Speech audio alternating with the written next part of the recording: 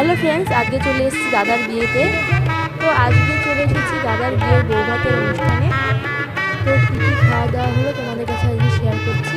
প্রথমে দিল মেনু কার্ডে কী কী আছে তোমরা পজ করে দেখে নিই। তারপর দিল স্যালাড, সস, ডিমের টেবিলটা সসের সাথে মাখিয়ে খেয়ে নিই। তারপরে দেখতে পাচ্ছ ফ্রাইড রাইস আর চিকেন চলে আসলো। ফ্রাইড রাইস আর চিকেন সাথে মাখিয়ে খেয়ে নিলাম। তারপরে চলে আসলো সাদা ভাত, সঙ্গে মুগ ডাল, সাথে চিপস, একটু লেবু চিপিয়ে খেয়ে নিলাম।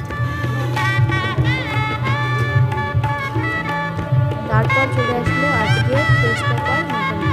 তারপর মাটন করে ভাত দিয়ে মেখে খেয়ে নিলাম। দেখো দেখতে